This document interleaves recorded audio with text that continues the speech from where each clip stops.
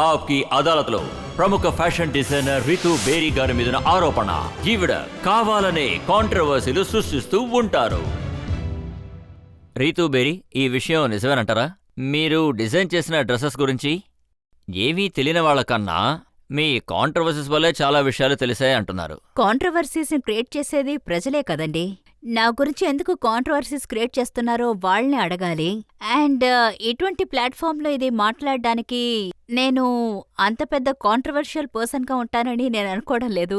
చిన్న ప్లాట్ఫామ్స్ని నమ్ముకుంటూ మళ్ళీ ఆ విషయమే కానీ మాట్లాడుతున్నారు. న్యూస్ పేపర్స్ లో చూస్తే మిగతా ఫ్యాషన్ డిజైనర్స్ కన్నా మీ గురించి మాత్రమే చాలా కాంట్రవర్సీలు వస్తూ ఉన్నాయి. మీరు ఏ ఫ్యాషన్ వీక్ కి వెళ్తున్నారు, దీనికి వెళ్ళట్లేదు, మీరు ఎప్పుడు ప్యారిస్ కి లండన్ కి వెళ్తున్నారు, ఇలాంటివి. నాకు నచ్చిందే నేను చేస్తున్నాను. ప్రజలు దాన్ని జడ్జ్ చేస్తున్నారు, క్రిటిసైజ్ చేయడానికి వెయిట్ చేస్తున్నారు.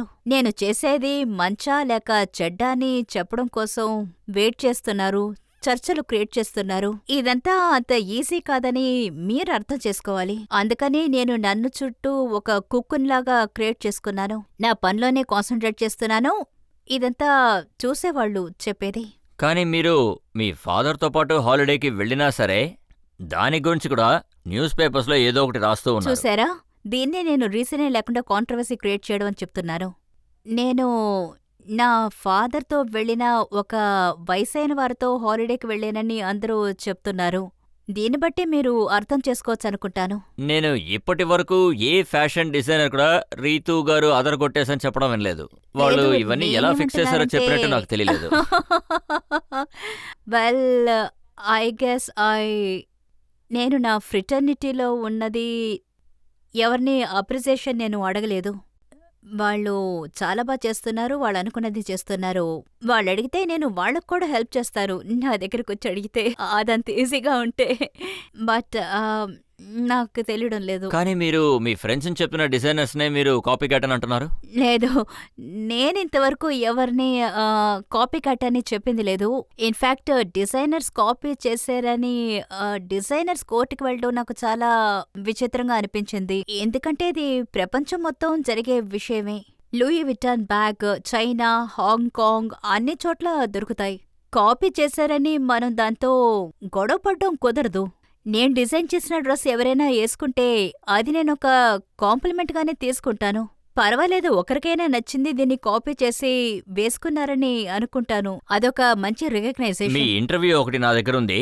అందులో మీరు ఏమన్నారంటే ఇండియన్ డిజైనర్స్ వాళ్ళ అన్ని లెహంగాలు ఒక లైన్లో నిలబట్టి వాటి లేబుల్స్ ని రిమూవ్ చేస్తే ఎవరు ఏది డిజైన్ చేశారో అసలు ఎవరు చెప్పలేరన్న. మీరు దీన్ని ఒప్పుకోరా? నేను ఇప్పటి వరకు అలాంటి ఎక్స్పెరిమెంట్ చేయలేదు. ఫ్యాషన్లో సల్వార్ కమీజ్ లెహంగా మాత్రం ఉండకూడదు. ఎందుకంటే లేబుల్ లేకుండా డిజైనర్ క్లోత్స్ అన్ని ర్యాక్లో పెడితే నేనే కన్ఫ్యూజ్ అవుతాను. నాకు తెలిసి అందరూ ఈ విషయం ఒప్పుకుంటారు.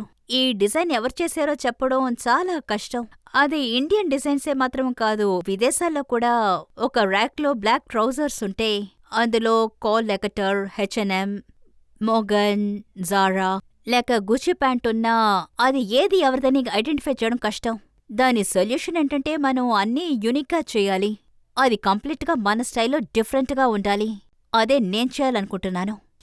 నేను మాత్రమే అలా చేయగలను, మిగతా ఫ్యాషన్ డిజైనర్స్ అలా లేదు లేదు చేయలేరని లేదు, అంటున్నారా? నేను ఎప్పుడూ అలాగంటం లేదు. అందర్నీ రెస్పెక్ట్ చేస్తున్నాను. నా నోట్ నుండి నేను వాళ్ళని దారుణంగా తిట్టానని మీరు ఎప్పుడూ వినుండరు. వాళ్ళేం కోరుకుంటున్నారో అది వాళ్ళు చెయ్యాలి, అదే నేను అనేది. ఇంకొక విషయం కూడా చెప్తున్నారు. రీతూ బేరీ చాలా పెద్ద పేరు, చాలా ఫ్యాషన్ షోస్ చేస్తున్నారు, కానీ పెద్దగా డబ్బు సంపాదించట్లేదు అంటున్నారు. ఇది నిజమే. నేను నిజంగానే డబ్బు సంపాదించడం లేదు. అందుకే అందుకని అలాంటి ఒక పుస్తకం రాసి సంపాదిద్దాం అనుకుంటున్నారా? ఆ ప్రయత్నం జరుగుతూనే ఉంటుంది. కానీ ఈ రోజుల్లో ఫ్యాషన్ డిజైనర్స్ పని మోస్ట్లీ చూసారంటే వెడ్డింగ్స్ వరకు మాత్రమే లిమిట్ అయిపోయిందని మీకు అనిపించట్లేదా? మన ప్రజలందరూ కూడా పెళ్లి రోజునే డిజైనర్స్ వెతుక్కుంటూ వెళ్తారు.